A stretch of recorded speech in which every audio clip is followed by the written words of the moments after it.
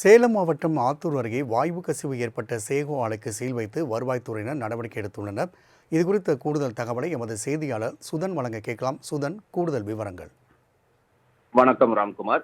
சேலம் மாவட்டம் தலைவாசல் அருகே சதாசிவபுரம் பகுதியைச் சேர்ந்த தர்மலிங்கம் என்பவர் அவருடைய வீட்டின் அருகே தனக்கு சொந்தமான சேகோ ஆலையை ஒன்றை கடந்த 20 ஆண்டுகளுக்கு மேலாக நடத்தி வருகிறார். இந்த நிலையில் கடந்த 2ஆம் தேதி இரவு அந்த ஜவ்வரிசி ஆலையில் உள்ள குடோனில் வழக்கம் போல 20க்கும் மேற்பட்டோர் வேலை செய்து கொண்டிருந்த போது திடீரென மின்கசிவு காரணமாக தீ விபத்து ஏற்பட்டது. இதனால் ஏற்பட்ட புகையில் அறை முழுவதும் மளமளவென பரவியதில் அங்கு வேலை செய்து கொண்டிருந்த தொழிலாளர்கள் மற்றும் தீயை அணைக்க வந்த தீயணைப்பு வீரர் ஒருவர் என 11 பேர் ரசாயன நொடி தாங்க முடியாமல் அங்கேயே மயக்கம் போட்டு விழுந்தனர். அவர்களை சக தொழிலாளர்கள் துரிதமாக செயல்பட்டு மீட்டு அவர்களை ஆத்தூரில் உள்ள தனியார் மருத்துவமனையில் சிகிச்சைக்காக அனுமதித்தனர். இதைத் தொடர்ந்து சம்பந்தப்பட்ட சேகோ ஆலை மீண்டும் செயல்படக்கூடாது என தொடர்புடைய அதிகாரிகள் உத்தரவு பிறப்பித்து 7 துறை சார்ந்த அதிகாரிகள் சம்பந்தப்பட்ட இடத்தில் ஆய்வு மேற்கொண்டனர்.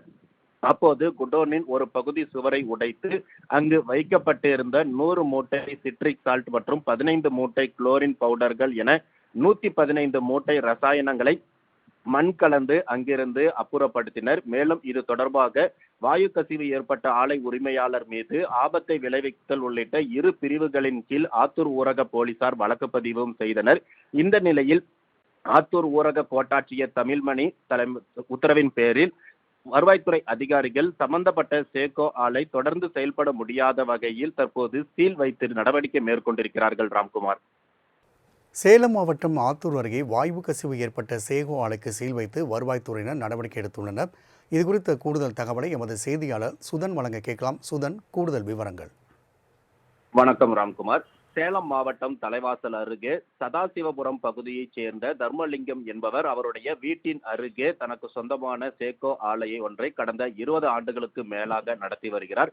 இந்த நிலையில் கடந்த 2ஆம் தேதி இரவு அந்த ஜவ்வரிசி ஆலையில் உள்ள குடோனில் வழக்கம் போல 20க்கும் மேற்பட்டோர் வேலை செய்து கொண்டிருந்த போது திடீரென மின்கசிவு காரணமாக தீ விபத்து ஏற்பட்டது.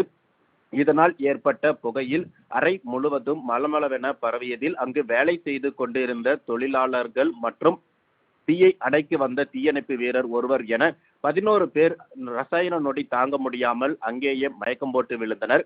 அவர்களை சக தொழிலாளர்கள் துரிதமாக செயல்பட்டு மீட்டு அவர்களை ஆத்தூரில் உள்ள தனியார் மருத்துவமனையில் சிகிச்சைக்காக அனுமதித்தனர்.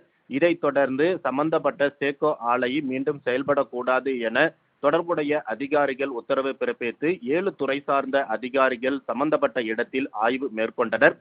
அப்போது குடோனின் ஒரு பகுதி சுவரை உடைத்து அங்கு வைக்கப்பட்டிருந்த 100 மூட்டை சிட்ரிக் சால்ட் மற்றும் 15 மூட்டை குளோரின் பவுடர்கள் என 115 மூட்டை ரசாயனங்களை மண் கலந்து அங்கிருந்து அப்புறப்படுத்தினர். மேலும் இது தொடர்பாக வாயு கசிவு ஏற்பட்ட ஆலை உரிமையாளர் மீது ஆபத்தை விளைவித்தல் உள்ளிட்ட 2 பிரிவுகளின் கீழ் ஆத்தூர் ஊரக போலீசார் வழக்கு பதிவும் செய்தனர். இந்த நிலையில் ஆத்தூர் ஊரக கோட்டாட்சியர் தமிழ்மணி உத்தரவின் பேரில் வருவாய்த்துறை அதிகாரிகள் சம்பந்தப்பட்ட சேகோ ஆலை தொடர்ந்து செயல்பட முடியாத வகையில் தற்போது சீல் வைத்து நடவடிக்கை மேற்கொண்டிருக்கிறார்கள். ராம்குமார். சுதன், தகவலுக்கு நன்றி. நன்றி ராம்குமார்.